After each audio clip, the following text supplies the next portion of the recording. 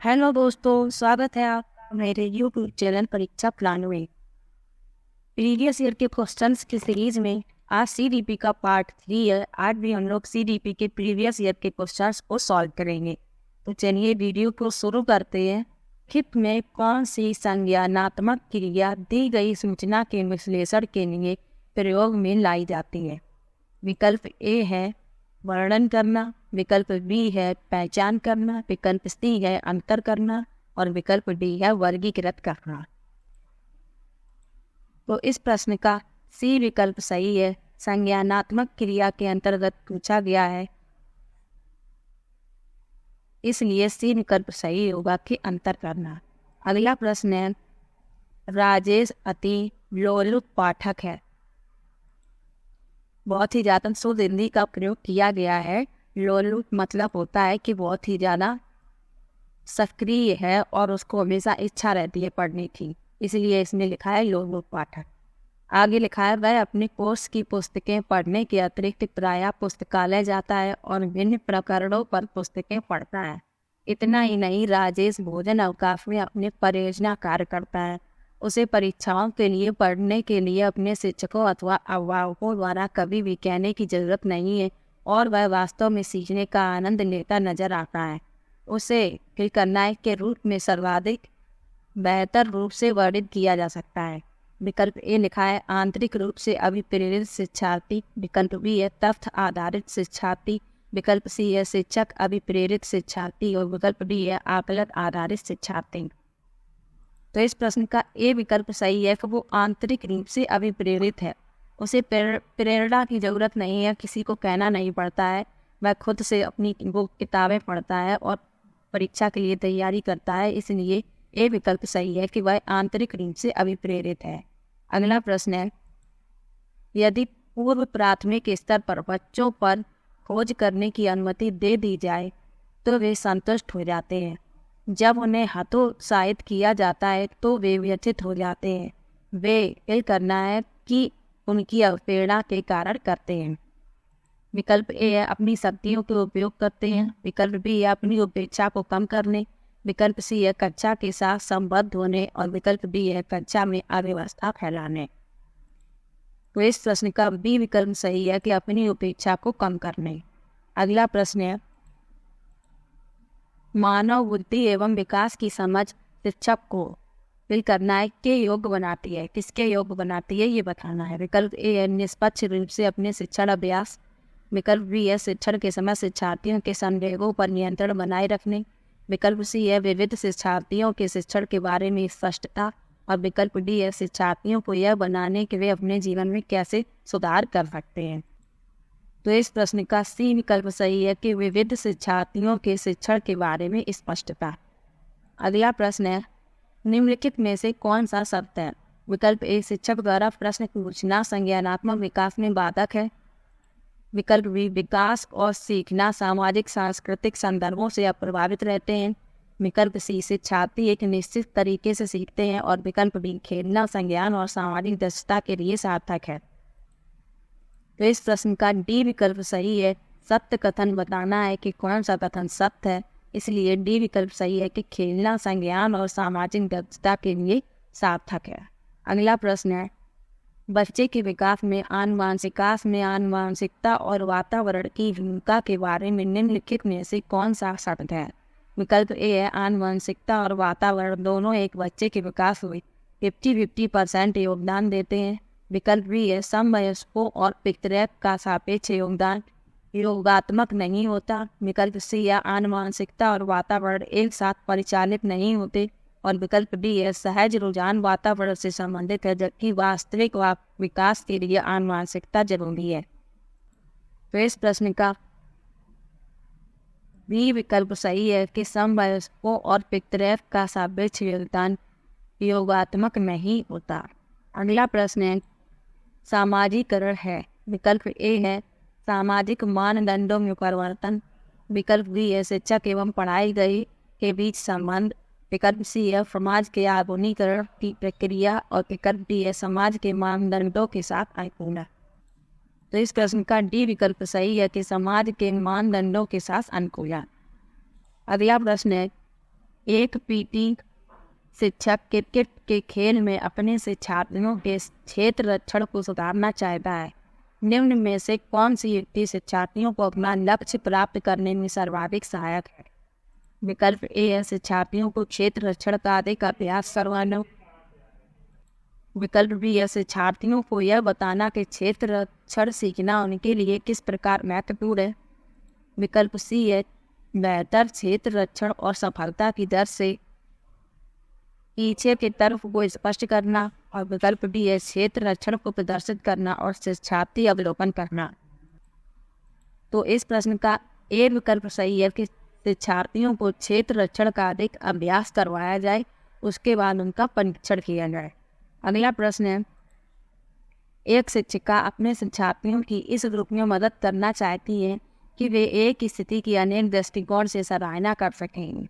वह विभिन्न समूहों में एक स्थिति पर वाद विवाद करने के अनेक अवसर उपलब्ध कराती हैं। वाइगोत्स्की के परिप्रेक्ष्य के अनुसार उसके शिक्षार्थी विभिन्न दृष्टिकोणों को करेंगे और अपने तरीके से उस स्थिति के अनेक परिप्रेक्ष्य विकसित करेंगे। विकल्प ए है तर्कसंगत, विकल्प बी है आत्मसात, विकल्प सी है निर्माण और विकल्प डी है संक्रियाकरण। तो इस प्रश्न का बी विकल्प सही है। वाइगोत्स्की के अनुसार पूछा गया है, तो बी विकल्प सही होगा आत्मसातकरण।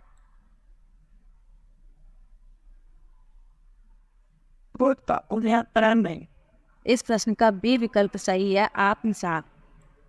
वाइगोत्स्की के अनुसार पूछा गया है, तो बी विकल्प सही होगा। अगला प्रश्न है, सीता ने हाथ से दाल और चावल खाना सीख लिया है। जब उसे दाल और चावल दिया जाता है तो वह दाल चावल मिलाकर खाने लगती है। उसने चीज़ों को करने के लिए अपनी स्कीमा में दाल चावल खाने को फिल करना है कर लिया है। विकल्प ए है अंगीकार, विकल्प बी है समायोजित, विकल्प सी है अनुकूलित और विकल्प डी है समुचितता।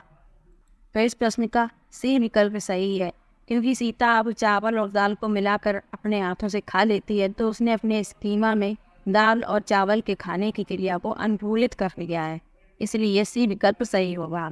अगला प्रश्न है, फिल करना के अतिरिक्त बुद्धि के निम्नलिखित पक्षों को स्टेनबर्ग के त्रितंत्र सिद्धांत से संबोधित किया जाता है। विकल्प ए है संदर्भगत, विकल्प बी है अवयवभूत, विकल्प सी है सामाजिक और विकल्प डी है आनुवारिक। तो इस प्रश्न का सी विकल्प सही है कि सामाजिक के अतिरिक्त बुद्धि के निम्नलिखित पक्षों को स्टेनबर्ग ने त्रितंत्र सिद्धांत से संबोधित किया है। तो इसको छोड़कर सभी इन तीनों को त्रितंत्र सिद्धांत से संबोधित किया है। अगला प्रश्न है, हार्वर्ड गार्डनर का बुद्धि का सिद्धांत फिल करना है पर बल देता है। विकल्प ए है शिक्षार्थियों में अनुबंधित कौशलों, विकल्प बी है सामान्य बुद्धि, विकल्प सी है विद्यालय में आवश्यक समान योग्यताओं और विकल्प डी है प्रत्येक व्यक्ति की विलक्षण योग्यता। तो इस प्रश्न का डी विकल्प सही है कि प्रत्येक व्यक्ति की विलक्षण योग्यता। हार्वर्ड गार्डनर का बुद्धि का सिद्धांत प्रत्येक व्यक्ति की विलक्षण योग्यताओं पर बल देता है। अगला प्रश्न है, था पा च ध्वनियाँ हैं। विकल्प ए है स्वनिम, विकल्प बी है रूपम, विकल्प सी लेखीम और विकल्प डी शब्देन। तो इस प्रश्न का ए विकल्प सही है कि था, फा और चा स्वनिम ध्वनियाँ हैं। अगला प्रश्न है, कक्षा में जेंडर रूढ़िबद्धता से बचने के लिए एक शिक्षक को लड़कों को जोखिम उठाने और निर्भीक बनने के लिए प्रोत्साहित करना। विकल्प बी लड़के लड़कियों को एक साथ अपारंपरिक भूमिकाओं में रखना चाहिए। विकल्प सी अच्छी लड़की अच्छा लड़का कहकर शिक्षार्थियों के अच्छे कार्य की सराहना करनी चाहिए। विकल्प डी कुश्ती में भाग लेने के लिए लड़कियों को निरुत्साहित करना चाहिए। तो इस प्रश्न का बी विकल्प सही है कि लड़के लड़कियों को एक साथ अपारंपरिक भूमिकाओं में रखना चाहिए, भेदभाव नहीं करना चाहिए लड़के और लड़कियों में। अगला प्रश्न है, विद्यालयों को किसके लिए वैयक्तिक विभिन्नताओं को पूरा करना चाहिए। विकल्प ए वैयक्तिक शिक्षार्थी को विशिष्ट होने की अनुभूति कराने के लिए, विकल्प बी वैयक्तिक शिक्षार्थियों की मत खाई को कम करने के लिए, विकल्प सी शिक्षार्थियों के निष्पादन और योग्यताओं को समान करने के लिए और विकल्प डी यह समझने के लिए कि क्या शिक्षार्थी सीखने के योग्य या अयोग्य हैं। तो इस प्रश्न का डी विकल्प सही है कि यह समझने के लिए कि किन शिक्षार्थी सीखने के योग्य या अयोग्य हैं। अगला प्रश्न है,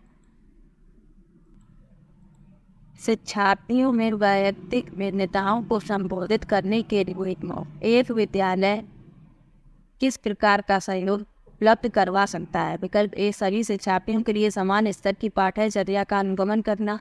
विकल्प बी, बाल केंद्रित पाठ्यचर्या का पालन करना और शिक्षार्थियों को सीखने के अनेक अवसर उपलब्ध करवाना। विकल्प सी, शिक्षार्थियों में वैयक्तिक भिन्नताओं को समाप्त करने के लिए हर संभव उपाय करना। और विकल्प बी, धीमी गति से सीखने वाले शिक्षार्थियों को विशेष विद्यालयों में भेजना। आगे और रेस में कि मैं भेजना।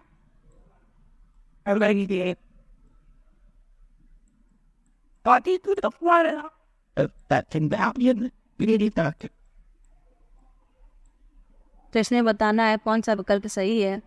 तो इस प्रश्न का बी विकल्प सही है कि बाल केंद्रित पाठ्यचर्या का पालन करना और शिक्षार्थियों को सीखने के अनेक अवसर उपलब्ध कराना।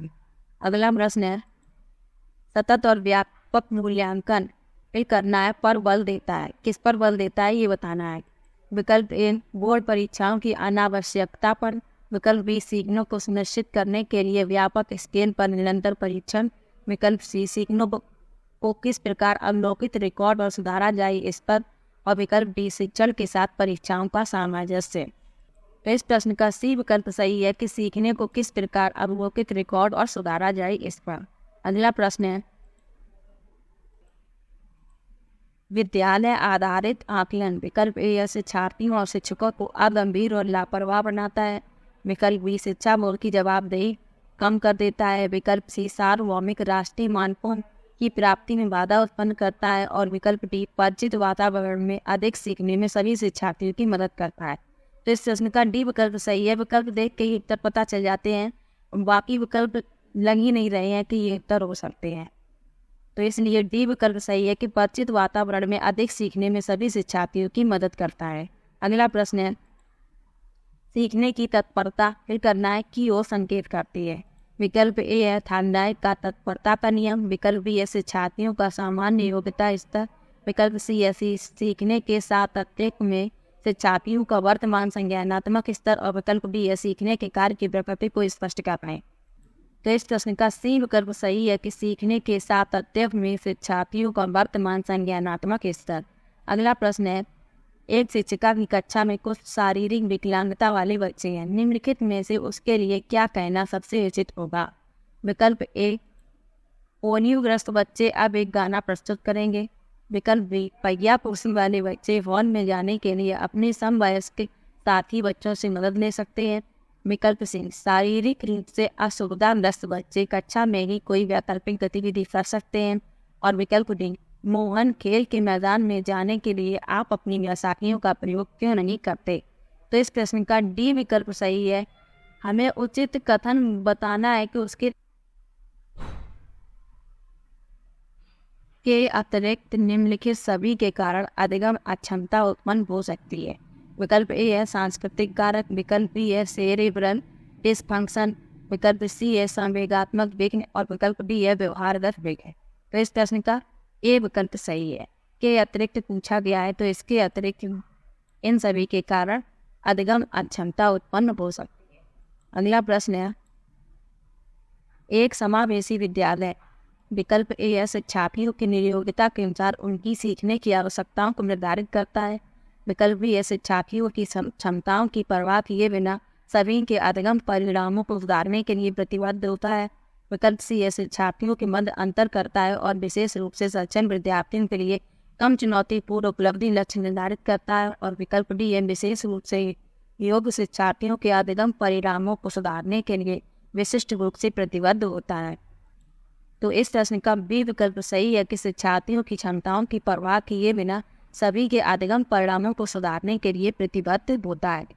अगला प्रश्न है, प्रतिभाशाली विद्यार्थी को अधिगम निरयोग्य नहीं हो सकते। प्रतिभाशाली विद्यार्थी हैं जो उनके लिए बताना है, विकल्प दिए गए हैं। अधिगम निरयोग्य नहीं हो सकते। विकल्प बी है ऐसे सहयोग की आवश्यकता होती है जो सामान्यतः विद्यालय द्वारा उपलब्ध नहीं कराए जाते। विकल्प सी है शिक्षक के बिना अपने अध्ययन को व्यवस्थित कर लेते हैं। और विकल्प डी है अन्य शिक्षार्थियों के लिए अच्छे मॉडल बन सकते हैं। तो इस प्रश्न का बी विकल्प सही है कि ऐसे सहयोग की आवश्यकता होती है जो सामान्यतः विद्यालयों द्वारा उपलब्ध नहीं कराए जाते। अगला प्रश्न है फिल करना है के कारण प्रतिभाशालिता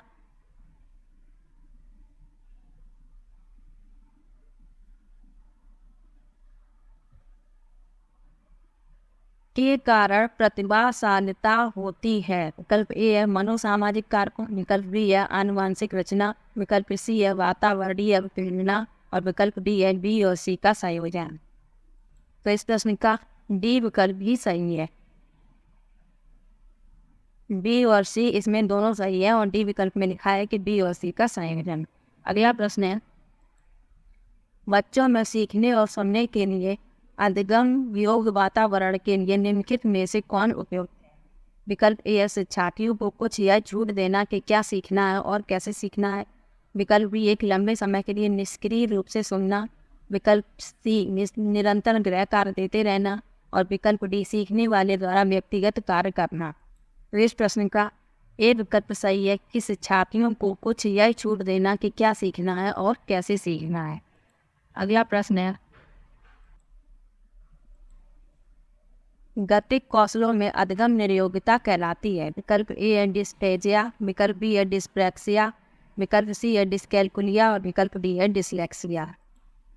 तो इस प्रश्न का बी विकल्प सही है डिस्प्रैक्सिया। डिस्पेजिया भाषा विकार है और डिस्कैल्कुलिया गणनाएं जो गणना के अंतर्गत आता है, गणना सही से नहीं कर पाते हैं, वो डिस्कैल्कुलिया के अंतर्गत आता है और डिसलेक्सिया पठन विकार है। अगला प्रश्न है अधिगम नियोगिता। विकल्प ए है समुचित निवेश के साथ सुधार योग्य नहीं होती। विकल्प बी है एक स्थिर अवस्था है। विकल्प सी है एक चर अवस्था है और विकल्प डी जरूरी नहीं कि कार्य पद्धति की हानि करें। तो इस प्रश्न का सी विकल्प सही है कि एक चर अवस्था है। अगला प्रश्न है के अतिरिक्त निम्नलिखित समस्या समाधान प्रक्रिया के चरण हैं। विकल्प ए है परिणामों की आशा करना, विकल्प बी है समस्या की पहचान, विकल्प सी है समस्या का छोटे हिस्सों में बांटना और विकल्प डी है संभावित युक्तियों को देखना। तो इस प्रश्न का ए विकल्प सही है कि परिणामों की आशा करने के अतिरिक्त सभी समस्या समाधान प्रक्रिया के चरण हैं। ये तीनों समस्या समाधान प्रक्रिया के चरण हैं, लेकिन परिणामों की आशा करना ये नहीं है और यही पूछा गया है कि किसके अतिरिक्त, इसलिए ए विकल्प सही होगा। अगला प्रश्न है एक शिक्षक को विकल्प ए है व्याख्यान पर अधिक ध्यान देना चाहिए और ज्ञान के लिए आधार उपलब्ध कराना चाहिए। विकल्प बी है शिक्षार्थियों द्वारा की गई त्रुटियों को एक भयंकर भूल के रूप में लेना चाहिए और प्रत्येक त्रुटि के लिए गंभीर टिप्पणी देनी चाहिए। विकल्प सी शिक्षार्थी कितनी बार गलती करने से बचता है इसे सफलता के माप के रूप में लेनी चाहिए और विकल्प डी जब शिक्षार्थी विचारों को संप्रेषित करने की कोशिश कर रहे हों तो उन्हें ठीक नहीं करना चाहिए। तो इस प्रश्न का डी विकल्प सही है कि जब शिक्षार्थी विचारों को संप्रेषित करने की कोशिश कर रहे हो तो उन्हें ठीक नहीं करना चाहिए, मतलब उनको बीच में रोकना नहीं चाहिए। अगला प्रश्न है सीमा परीक्षा में A+ ग्रेड प्राप्त करने के लिए अति इच्छुक जब वह परीक्षा भवन में दाखिल होती है तथा परीक्षा प्रारंभ होती है तब वह अत्यधिक नर्वस हो जाती है और उसके पांव ठंडे पड़ जाते हैं, उसके हृदय की धड़कन बहुत तेज हो जाती है, वह उचित तरीके से उत्तर नहीं दे पाती। इसका मुख्य कारण हो सकता है। विकल्प ए है शायद वह अकस्मात संवेगात्मक आवेग का सामना नहीं कर सकती। विकल्प बी है शायद वह अपनी तैयारी के बारे में बहुत आत्मविश्वासी नहीं है। विकल्प सी है शायद वह इस परीक्षा परिणाम के बारे में बहुत अधिक सोचती है और विकल्प डी है निरीक्षक शिक्षिका जो ड्यूटी पर है वह उसकी कक्षा अध्यापिका हो सकती है और स्वभाव में वे बहुत कठोर हैं। तो इस प्रश्न का ए विकल्प सही है कि शायद वह अकस्मात संवेगात्मक आवेग का सामना नहीं कर सकती। तो ये CDP के प्रीवियस ईयर के क्वेश्चंस थे। यदि आपको वीडियो अच्छा लगे तो वीडियो को लाइक और चैनल को सब्सक्राइब करना ना भूलें। Thank you.